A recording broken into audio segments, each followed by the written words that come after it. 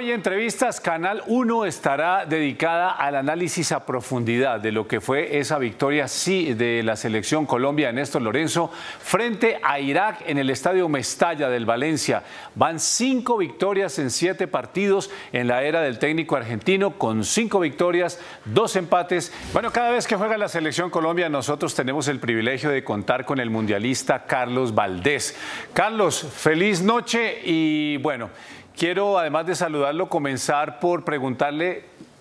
de manera global, ¿le gustó, no le gustó la presentación hoy de Colombia? Para después comenzar detalle por detalle de algunas inquietudes que tengo. ¿Qué tal, Germán? Un saludo muy especial para ti y para toda la gente. A ver, yo para contestar esta pregunta tengo que decir que no tenía una gran expectativa en cuanto al juego de Colombia, por la calidad del rival, porque son equipos complicados, equipos que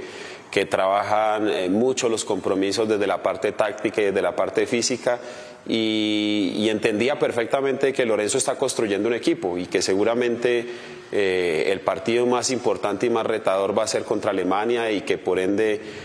seguro, aunque se quisiera y se tuviera el deseo de hoy tener una gran presentación, iba a ser un reto difícil. Muy buen punto el que usted menciona, Carlos, porque la última vez que la selección de Irak enfrentó a una selección suramericana fue precisamente contra Ecuador, aquel equipo que en esa época dirigía el argentino Gustavo Alfaro, y fue un empate sin goles. Como bien lo dice usted, un partido muy físico, un partido en el que la selección de Irak se guardó bastante bien. Hoy tenía una fórmula prácticamente de 5 defensas, 4 volantes y un atacante. Pero lo nuestro es Colombia, Carlos. Lo primero que le quiero preguntar es,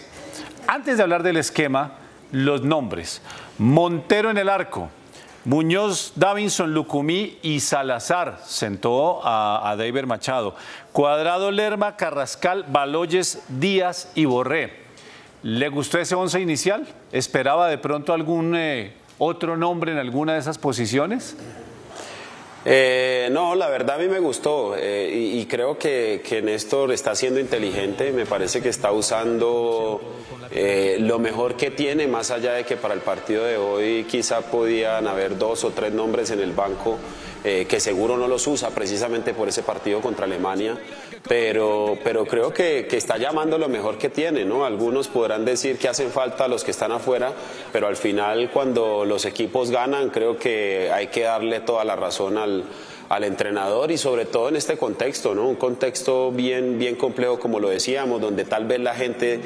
tiene siempre la idea de que Colombia es potencia mundial en el fútbol y por ser Irak tiene que pasarlo por encima y ganarlo sobrado, pero el fútbol hace mucho tiempo dejó de ser de nombres, Germán. Sí, tiene toda la razón. Bueno, de los nombres pasemos al esquema, aunque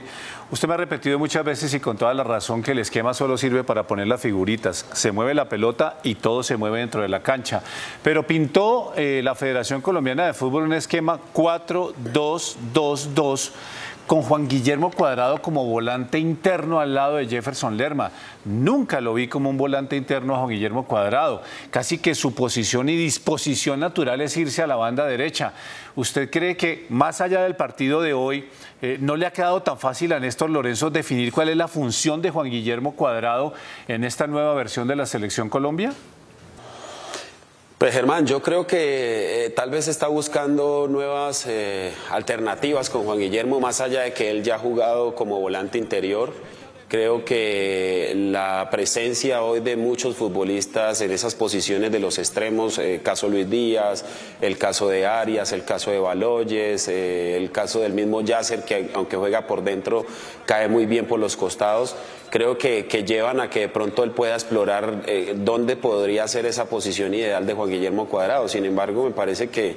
los partidos le van a ir dando un mapa más claro, justamente partidos como el de hoy, donde creo que coincidimos ahí en el que Juan Guillermo no tiene una posición fija, más allá de cómo aparezca esa figura. Está siendo inteligente, me parece que está usando lo mejor que tiene, más allá de que para el partido de hoy quizá podían haber 2 o 3 nombres en el banco que seguro no los usa precisamente por ese partido contra Alemania, pero creo que está llamando lo mejor que tiene, ¿no? Algunos podrán decir que hacen falta los que están afuera, pero al final cuando los equipos ganan creo que hay que darle toda la razón al entrenador y sobre todo en este contexto, ¿no? Un contexto bien complejo, como lo decíamos, donde tal vez la gente tiene siempre la idea de que Colombia es potencia mundial en el fútbol y por ser Irak tiene que pasarlo por encima y ganarlo sobrado, pero el fútbol hace mucho tiempo dejó de ser de nombres, Germán. Sí, tiene toda la razón. Bueno, de los nombres pasemos al esquema, aunque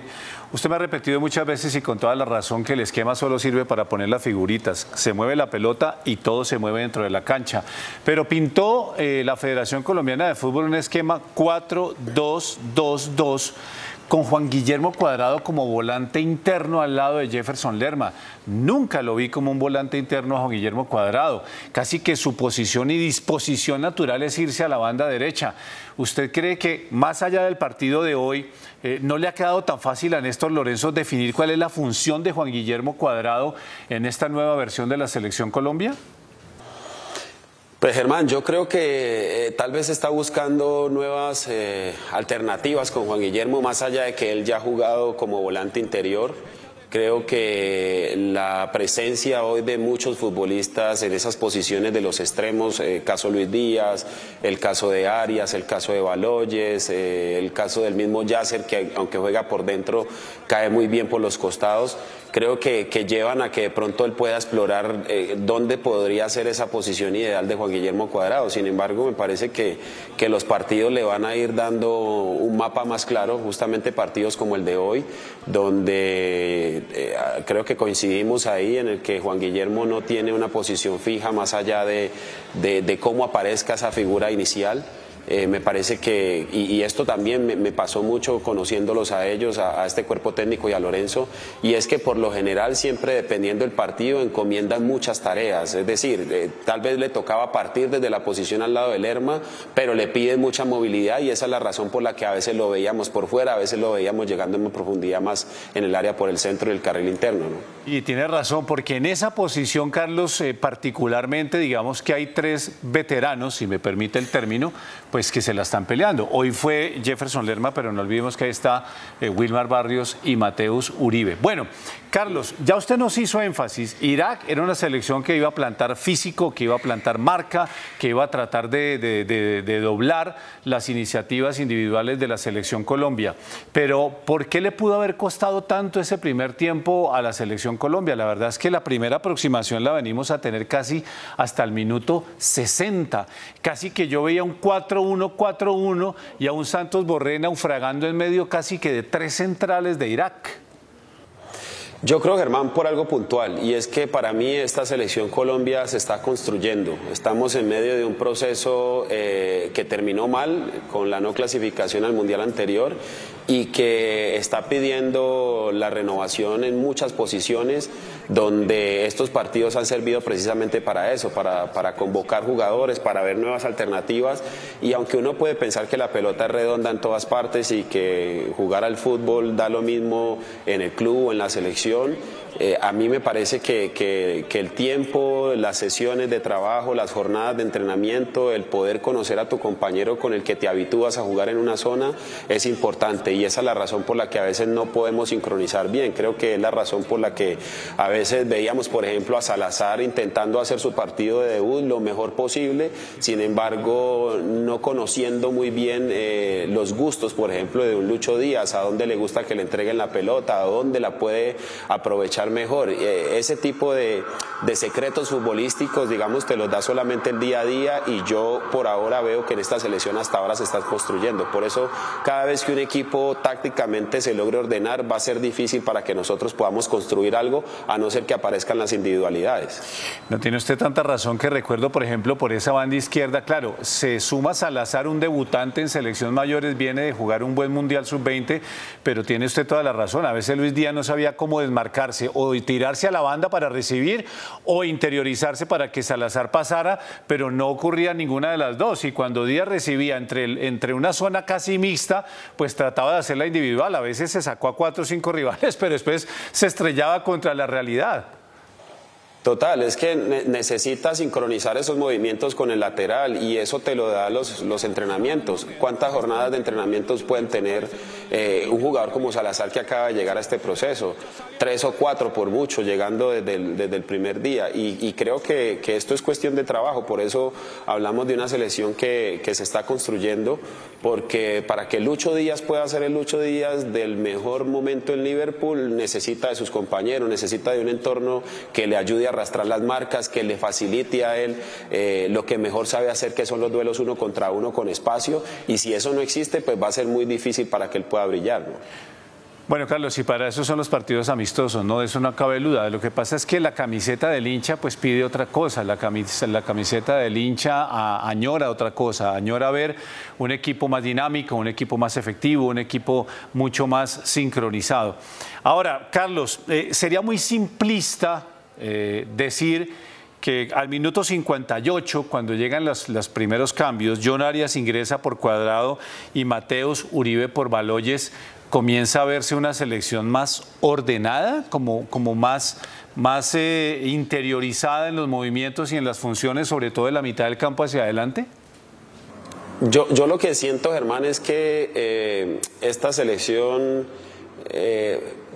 intenta parecerse mucho a lo que pide y a lo que muchos entrenadores les gusta, y de hecho a muchos hinchas, que es la intensidad y la dinámica, y a veces jugar al mismo ritmo por la juventud, por la característica de los jugadores, donde te recuperan la pelota a la misma velocidad y atacan a la misma velocidad, y ahí vemos que se pierde la pelota muy rápido, porque es casi que la obligación siempre es verticalizar el juego, y eso te lleva muchas veces a equivocarte, a estrellarte contra el rival, y eso es lo que yo sentí, digamos, en esa primera parte, un equipo que necesitó del hombre pausa, necesitó del hombre que pensara, necesitó del hombre que agrupara el conjunto como tal, y que replantearan las ideas de cómo penetrar esa defensa, ¿no? Porque al final me parece que no se necesita tener mucha capacidad, solamente con tener un buen orden táctico a veces es suficiente para destruir lo que el equipo rival intenta construir, y creo que Colombia por muchos momentos cayó en ese error de jugar a la misma intensidad, de jugar a la misma dinámica, lo que pide el fútbol moderno,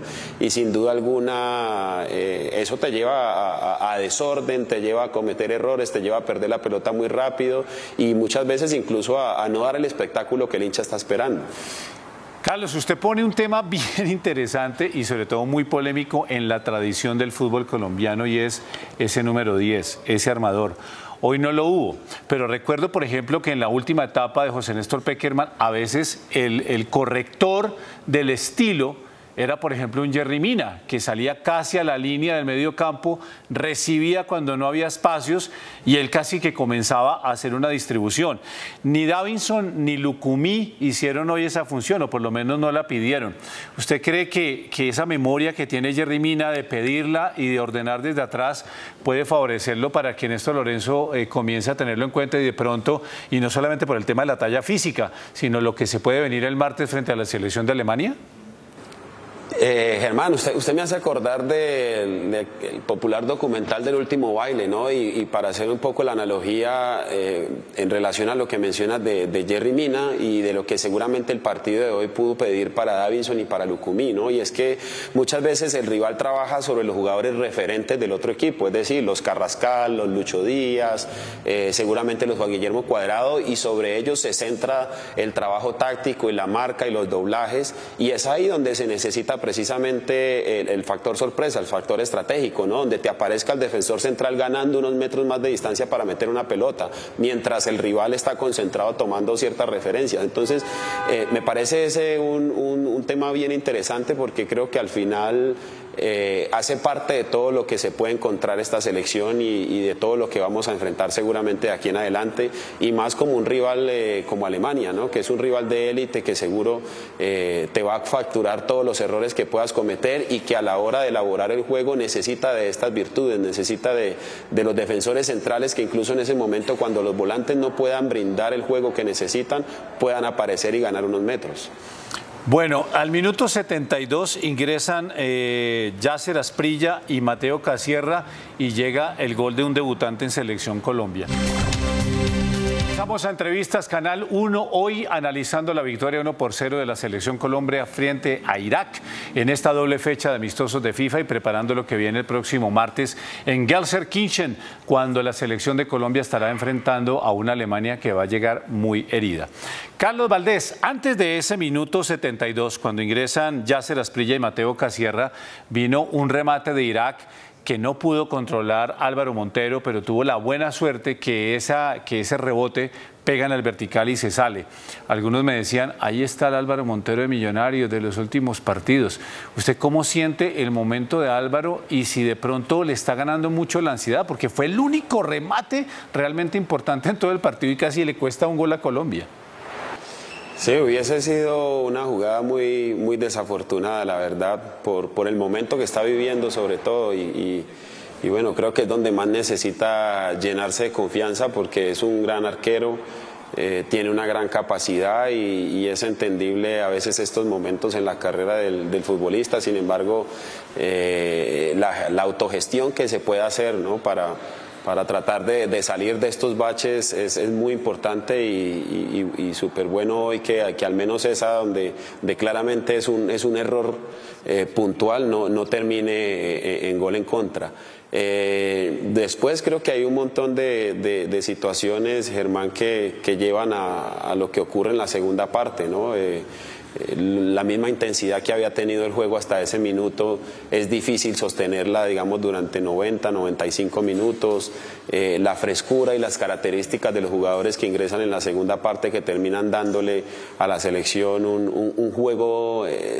tal vez con la misma intensidad pero con mayor claridad y mayor profundidad, sobre todo por la manera como estos jugadores logran leer desde afuera lo que necesita y lo que pide el compromiso y al final terminar cambiando la historia.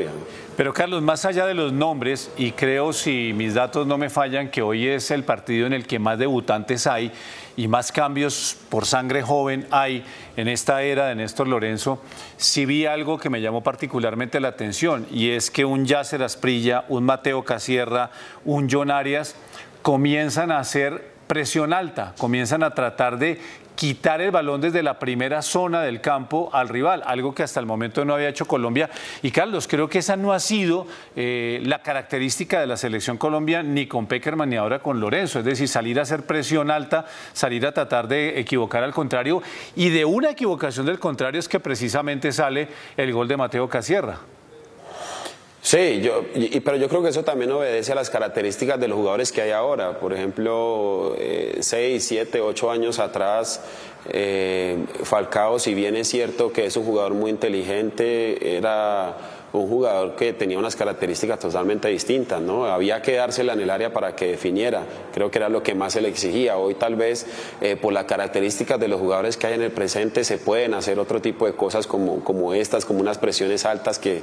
le han dado resultado, porque creo no solo en este partido sino en partidos anteriores también a través de esa recuperación alta se logró marcar gol y creo que ahí es fundamental sobre todo la confianza con la que vemos jugar ya a hombres como Arias, a hombres como Yasser que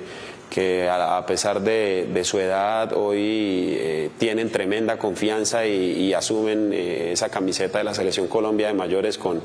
gran personalidad. Y en el caso de Mateo Casierra, pues me gusta mucho esto porque creo que fue la convocatoria uno de los jugadores a los que más resistieron, ¿no? A muchos hinchas o incluso de los medios que les gusta tanto los datos, tal vez por los pocos goles que había marcado, pero yo ahí creo profundamente en el trabajo que hace esta selección, el entrenador, que es un hombre que se ve todas las ligas. Personalmente yo no veo la liga de Rusia, no lo sigo, y por esa razón digamos que a veces como que uno le da el beneficio de la duda al entrenador, porque finalmente ese es el trabajo de ellos, saben en qué condiciones y qué movimientos y qué herramientas te puede ofrecer cada uno de estos jugadores, y precisamente Mateo Casierra es el hombre que termina hoy encontrando la llave del triunfo, ¿no? Yo entiendo el comentario de Carlos porque tengo que confesar que me sumo. A mí me hizo falta John Córdoba. Es decir, uno hubiera dicho, llama a Casierra, ¿cómo no llama a un John Córdoba que está dulce con el gol y que ha tenido un gran momento? Pero usted, Carlos, tiene toda la razón. Lo ha dicho en varias ocasiones Néstor Lorenzo. Está siguiendo cerca de 90 jugadores por todo el mundo y pues bueno, llega Mateo Casierra, marca su primer gol y le devuelve la confianza al técnico dándole la victoria a la selección Colombia. Minuto 85, entra Óscar Cortés y ve uno, Carlos, y esto es una sola jugada, pero queda en la retina, cómo se asocia con Salazar y uno dice, ve, ahí está la dupla por la banda izquierda de la selección del Mundial Sub-20. Sí, no, y además que le da a uno mucho orgullo ver jugadores tan jóvenes debutando con la selección Colombia de mayores, pero sobre todo asumiendo esa oportunidad con esa gran responsabilidad y personalidad que muestran en el campo, porque aunque son pocos minutos, creo que ese tipo de acciones, Germán, son las que demuestran que estos jugadores pueden estar para grandes cosas, que es cuestión de rodearlos bien, que es cuestión de entender el proceso que van a comenzar a llevar a partir de ahora en la selección Colombia de mayores y tratar de cuidarlos también nosotros desde afuera, desde los medios y como hinchas entendiendo lo que es el juego, ¿no? Porque características y herramientas me parece que las tienen todas y que sin duda alguna hoy empezar a encontrar jugadores y alternativas y variantes en posiciones donde sufrimos antes, en posiciones donde cuando algunos jugadores se fueron pareció que no había más o que no había quien traer, realmente nos llena de satisfacción, o a mí personalmente me da una alegría enorme porque creo que vamos en buen camino de esta construcción que claramente tiene que terminar con la próxima clasificación al próximo Mundial. Y cuando usted hablaba, yo me acordaba también cómo durante esos 7 partidos en los que se nos fue el gol decíamos no hay alternativas, no hay alternativas, no hay alternativas. Esta selección Colombia sí parece estar ofreciendo alternativas. Bueno, Carlos, próximo martes en Gelsenkirchen vamos a enfrentar a la selección de Alemania que viene herida, lleva una seguidilla de derrotas el equipo de Hans-Dieter Flick, pero le quiero decir una cosa, hoy perdió 1-0 frente a la selección de Polonia y la gran figura del partido fue Szczęsny, el arquero. Esto hubieran podido ser 6 goles de Alemania, incluso un balón que pega en el poste. ¿Cree usted que esta selección Colombia, volvemos al mismo tema, debe tratar de seguir trabajando su esquema o debe prepararse para enfrentar un rival que seguramente va a conceder espacios, pero también va a saberlos aprovechar mucho si Colombia se los cede? Germán, yo de la selección alemana claramente ha fallado mucho en la definición y no solo le ha pasado como selección, creo que en los equipos alemanes, al menos en Champions esta temporada lo vimos, equipos que te generan muchas situaciones pero que no logran definir o concretar esas oportunidades de gol y al final el fútbol te cobra, ¿no? El fútbol es de esto, de los resultados, más allá de lo bueno que tú puedas hacer, de cómo generes, de la claridad y la capacidad que tengas para construir, para entender el juego, se trata de goles y me parece que es un mal que ha venido